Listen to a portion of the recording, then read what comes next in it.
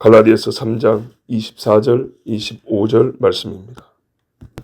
이같이 율법이 우리를 그리스도께로 인도하는 초등교사가 되어 우리로 하여금 믿음으로 말미암아 의롭다함을 얻게 하려 함이라. 믿음이 온 후로는 우리가 초등교사 아래에 있지 아니하도다. 아멘. 이같이 믿음이 오기 전에 율법 아래 우리가 매인배된 것은 이같이 예수 그리스도께서 오시기 전까지 우리가 죄 아래 갇혀 있었던 것은 그리스도께 인도하려 함이라. 명확하죠. 예. 어떻게 율법이 우리를 죄 아래 가둬두었다가 그리스도께로 인도하는지 그 영적 원리는 여러 번 말씀드렸기 때문에 반복하지 않습니다. 결론이 이겁니다. 율법이 최종적으로 무슨 일을 하려고 했던 것이냐? 예수께로 인도하려.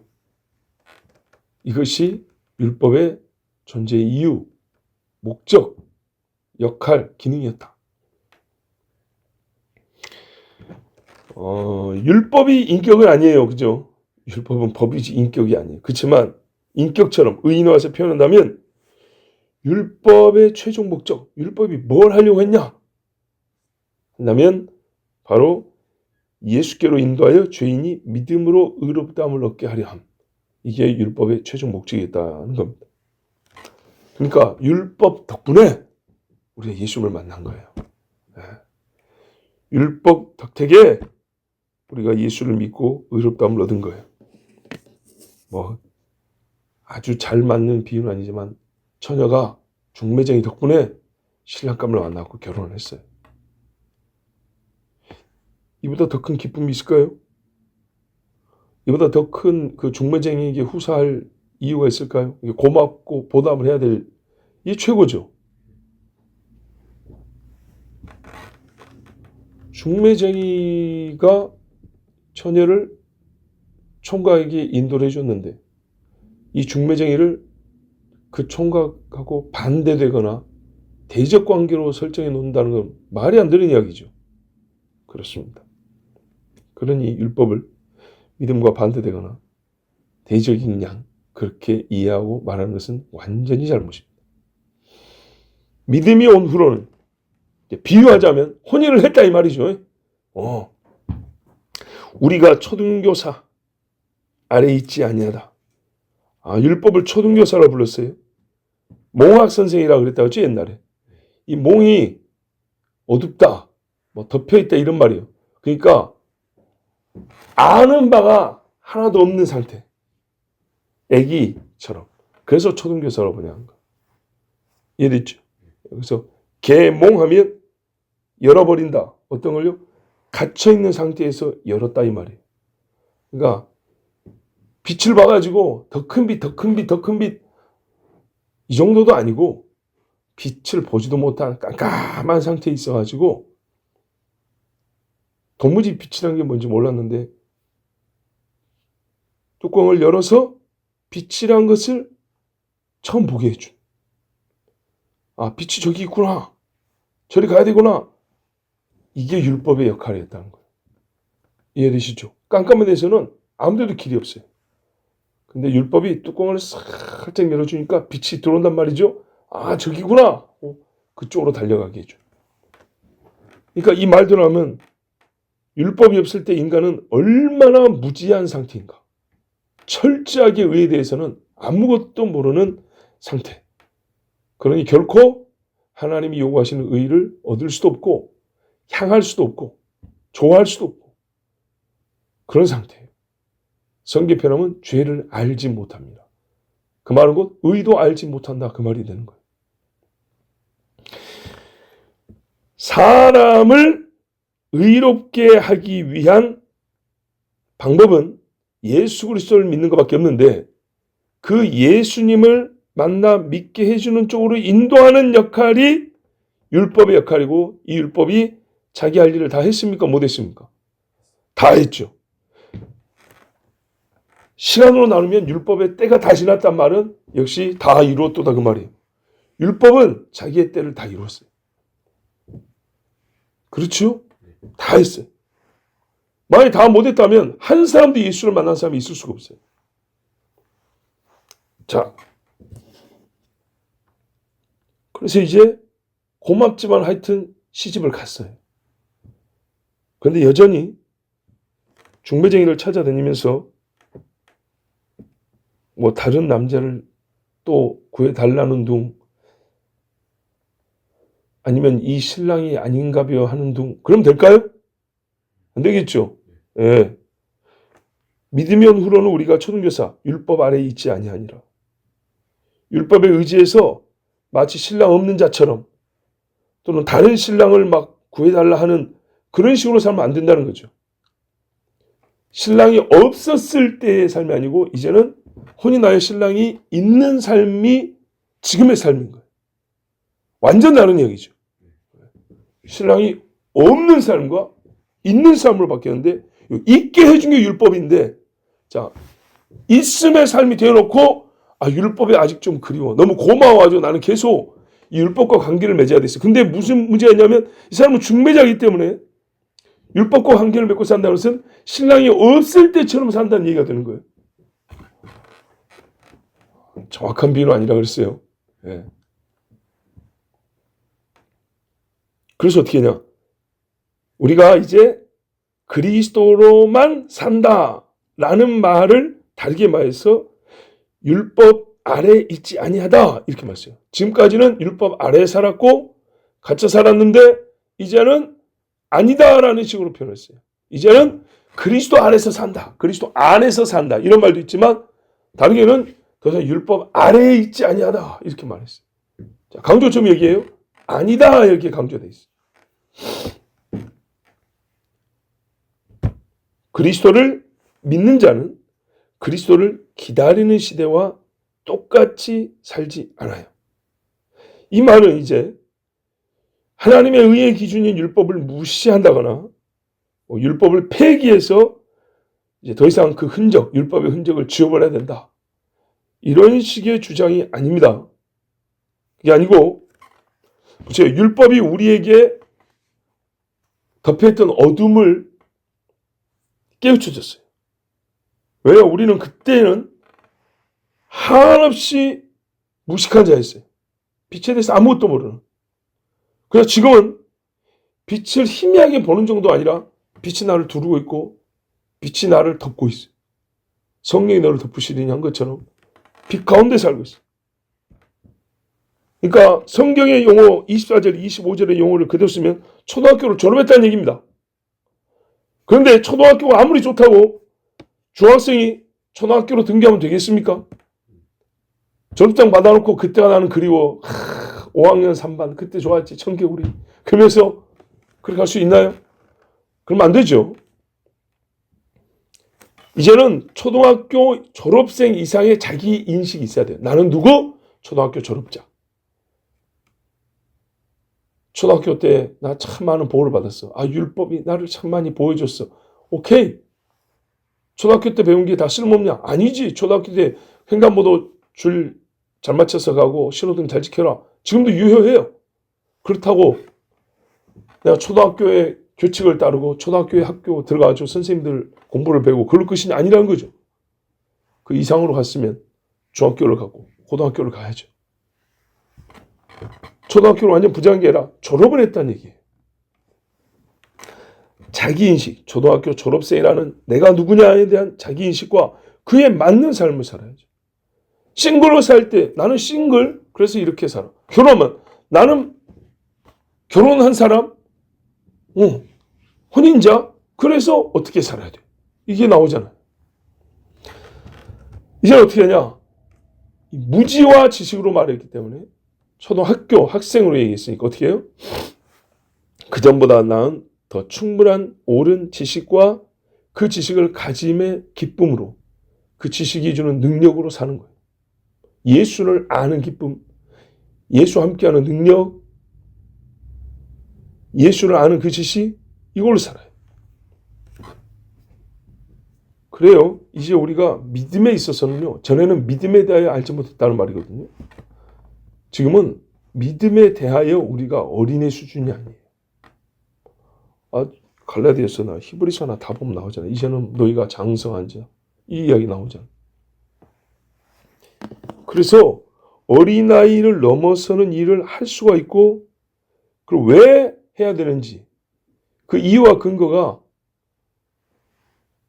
초등학교에서 벗어났다는 것뿐만 아니라, 그러면 지금 어떤 상태인데요? 졸업한 상태라 그랬죠? 그 상태가 뭐냐? 우리 시기의 말로는 뭐 중학교, 고등학교지만 영적 세계에서는 뭐라고 말했냐? 26절, 27절 보세요. 26절에 뭐라 그랬냐? 뭐래요? 이 초등교사를 벗어난 그때 하나님의 아들, 27절에 그리스도로 옷 입은 자, 이렇게 말해놨어요. 우와. 이는 이렇게 번역이 되어 있거든요. 이제 원문에 따른 번역은 좀 그게 더 맞아요. 우리가 율법 아래 있지 아니하다. 실제 삶을 얘기하는 거예요. 그럼 우리가 어떻게 산다는 얘기예요? 그 말이 무슨 말이냐면 네가 하나님의 아들이 되었기 때문이야. 그리스도로 옷을 입어서, 옷은 새 신분이잖아요. 그리스도에 오시니까 그리스도와의 관계하여 그리스도와 입혀준. 그렇죠? 그런 새 신분을 입었기 때문에, 그래서 제가 혼인이라는 말도 썼지만 이전 신분으로 살아갈 게 아니라고 말입니다. 율법 아래 있지 아니함은 오해하는 사람들처럼 뭐 지긋지긋한 답답한 시절이 지났다, 뭐 고통의 때가 지났다, 이런 의미가 아니에요. 주의 자녀가 되어서 더 완전한 그리스도의 하나님의 다스림 안에서 살 수 있게 되었다는 말이 되는 거예요. 죄를 하나님이 다 주관하시는 거잖아요. 하나님이 죄를 깨닫게 하시는 때에 두셨다면 이제는 하나님의 자녀로 자유와 권세를 행하며 누리며 사는 삶을 이렇게 옮겨놨다고요. 전에 것도 하나님이 그렇게 하신 거예요. 왜냐? 그게 없으면 지금의 이게 안 되니까. 이해됐죠? 그렇다고 해서 지금 내가 자유를 얻었다고 해서 전에 죄 아래 갇혔던 때를 마치 사탄이 그랬다거나 하나님과 반대되는 어떤 세력이 그랬다거나 뭐 납치되었다 왔습니까? 그런 거 아니란 말이에요. 하나님이 그렇게 하셨어요. 하나님이 죄 아래 가둬놨어요. 안 그러면 지금의 이 자녀된 권세를 누릴 수가 없기 때문에. 그래서 지금 이제 자녀 권세를 누렸어요. 그랬으면 어떻게 해요? 하나님이 이제는 이 단계에서 살아 그랬단 말이에요. 여전히 아니요, 저는 율법으로 돌아갈게요, 이러면 안 된다는 얘기입니다.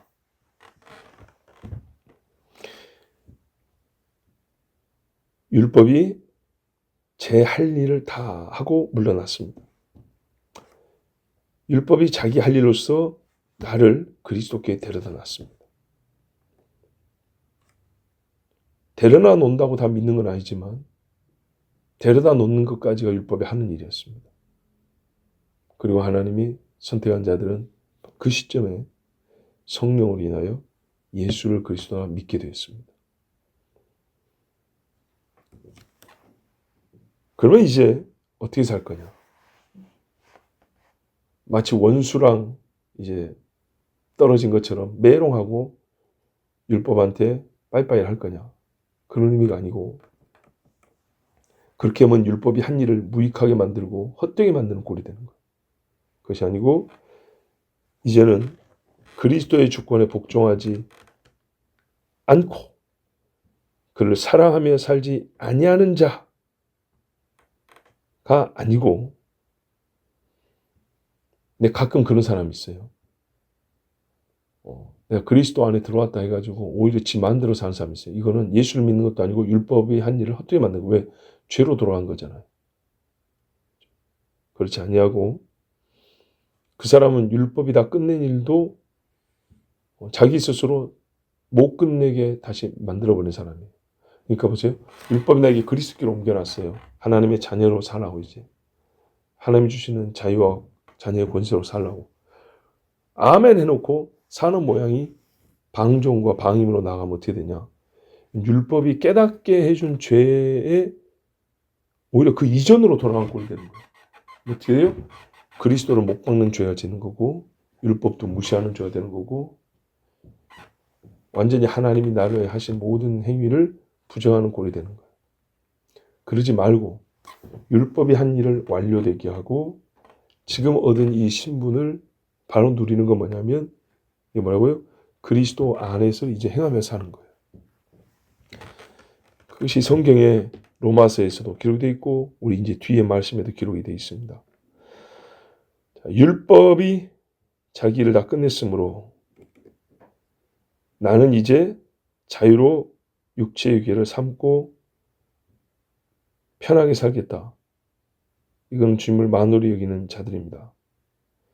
그리 말고 이제 어떻게 되냐면 그때가 끝났으니 오히려 더 성숙한 자로서 자유를 줬는데 그 자유는 뭐가 된다고요? 종이 되는 자유로 쓰는 사람. 이게 율법의 때를 살고 율법이 데려다준 주님을 만나가지고 참 자유와 의를 얻은 사람의 삶입니다. 이제 우리가 읽은 본문은요, 이제 그 다음 단계를 연결해서 얘기해 주고 있는 거예요. 율법이 예수 그리스도 앞으로. 예수 그리스도를 믿고 이제 계속 앞으로 나가는 겁니다. 그 다음, 요 딱, 뭐랄까요, 이 전환점. 요 지점에 오늘 이 말씀이 주어진 거예요. 그래서 이제 그 점을 지나간 사람, 어떻게 살 것이냐 이야기가 26절, 27절부터 뒤에 이렇게 쭉 이어지고 있습니다. 이게 무슨 말이냐면 우리가 로마서나 갈라디아서 같은 경우에도 보면 뭐라고 되냐면 다른 서신도 비슷한데 앞에 교리, 뒤에 생활 또는 이 교리의 적용 이렇게 돼 있다고요. 단순히 나눌 것이 아니고 이 교리라는 게 결국에는 우리가 그리스도 예수 믿고 구원을 받았다 이 말이거든요. 그러면 이제 그리스도의 법 아래에서 사는 자가 되었다. 이 되기까지가 굉장히 어렵잖아요. 예. 여기에 많은 이란 교리 시비가 많이 걸린데 이 부분 여기까지. 그리스도를 말미암아 의롭다 얻었다. 그걸 만나 여기까지. 마귀가 시비 걸리기 제일 많은데 여기라고요. 근데 이게 이제 믿음으로 확정이 됐다 하면 어떻게 여기까지 왔는지 하나님의 섭리에 대해서 인정이 되고 깨달았다 하면 그 다음 이야기가 이어져야 되겠죠. 딱 그 지점. 뭐 말이 좀 앞으로 왔다 뒤로 왔다 그러기도 해요. 글들 보면 또 앞에 등을 다시 뒤에 얘기 또 하기도 하지만 크게 보면 그 지점을 우리가 지금 통과하고 있는 중입니다. 그리고 실제로 이제 총 6장 중에 3장의 거의 끝부분이잖아요. 우리가 지금 그 지점을 읽고 있고 또한 그 지점에 하나님의 교훈을 듣고 있는 것입니다. 자, 어떻게 살까요? 율법을 무시할까요? 자유다 하고 진짜 마음대로 살까요? 그거 아닙니다. 더 나은 하나님의 삶을 사는 겁니다. 기도하겠습니다. 아버지 하나님 감사합니다. 연약하고 무지하고 더러운 종이 오늘도 주님 말씀을 감히 전하였습니다. 내 자신이 하나님의 은혜를 받고서도 멋대로 살았습니까? 율법의 때를 지난 장서한 자가 되어야 되는데 그때도 지나지 못한 유치부 아이 정도로 살고 있습니까? 하나님 용서하여 주시옵소서. 오늘도 귀한 자녀들 부르셨사오니 오늘의 양식을 먹여주시옵고 주께서 오늘도 우리를 보호하시며 하나님의 선한 길 의의 길을 걷게 하여 주시옵소서. 우리 주 예수 그리스도의 이름으로 기도하옵나이다. 아멘.